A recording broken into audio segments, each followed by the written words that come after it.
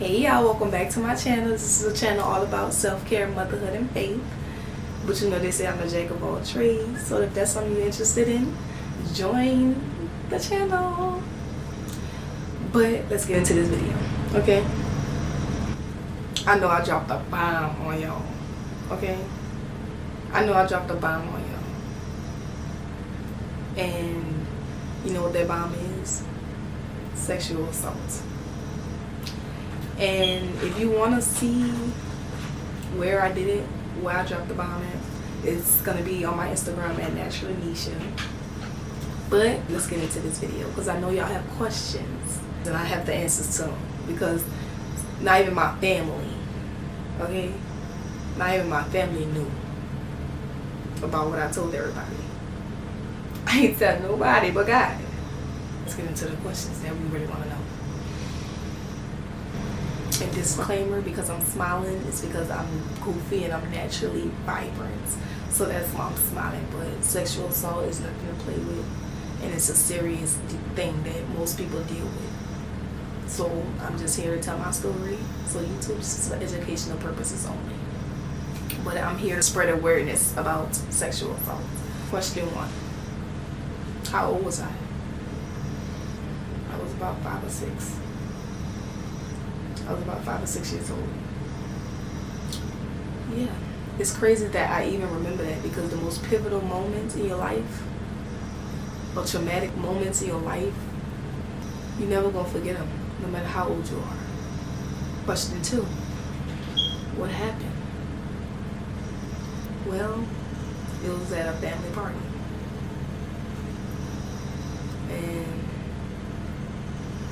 I remember being alone with this person, being held down.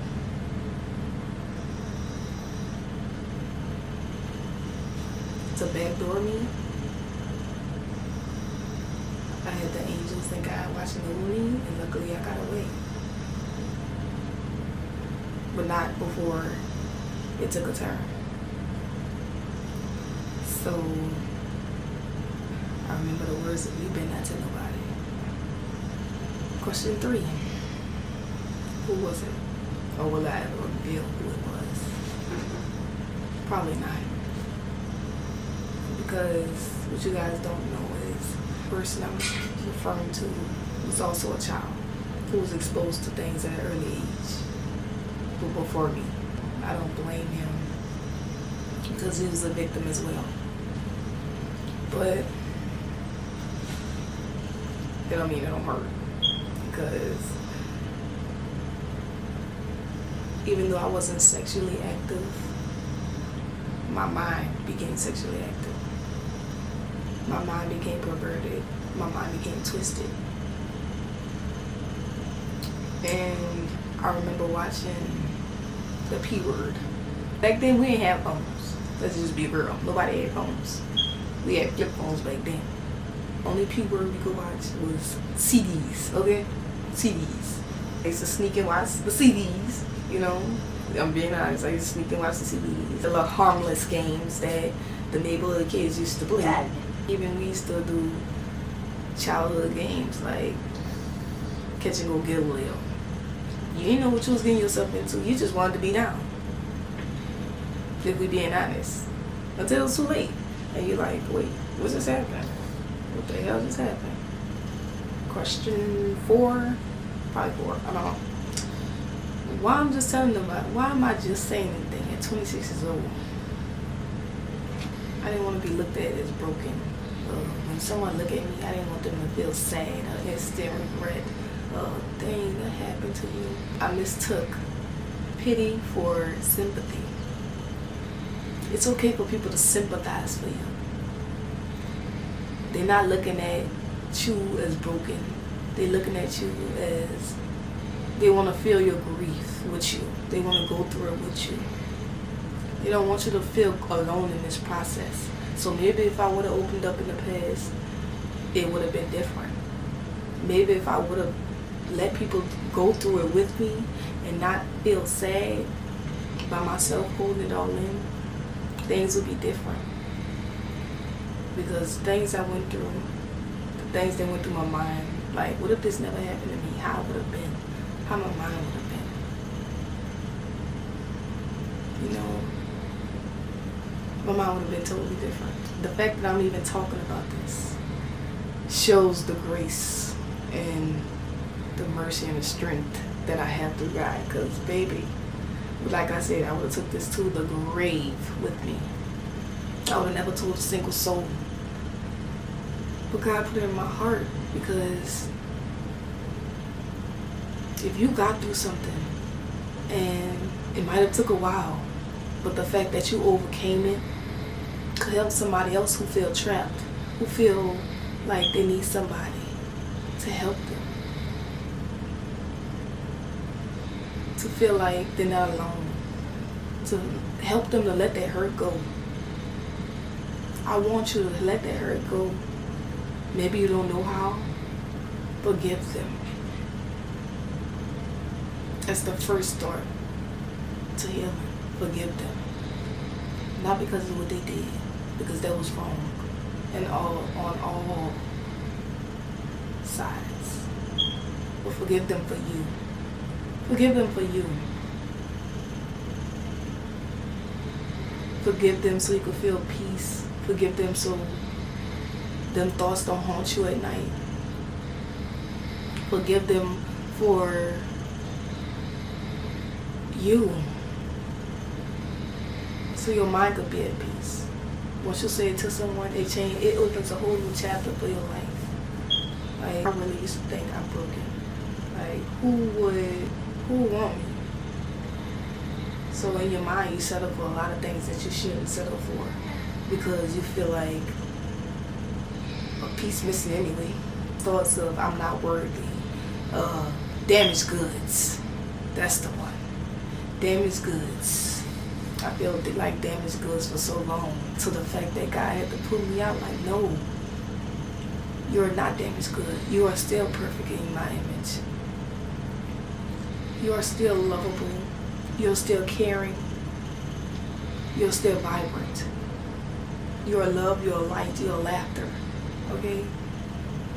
Don't ever feel broken because of what somebody else did to you. Don't let them take your light from you. Don't let them take your light. The enemy wants you to be silent. The enemy wants you to feel like you broke. The enemy wants you to feel like you don't have nobody to turn to when you feel at your lowest. But you have God to turn to. You have God. The strength that I have through God is amazing, because I wouldn't have got through this without Him. So turn to God if you feel alone. Turn to God if you don't want to talk to nobody about it. You don't want to talk to a therapist. You don't trust a therapist. Okay? Maybe you got trust issues with people you know. Okay? And you don't know how they gonna react. Or they gonna tell the world.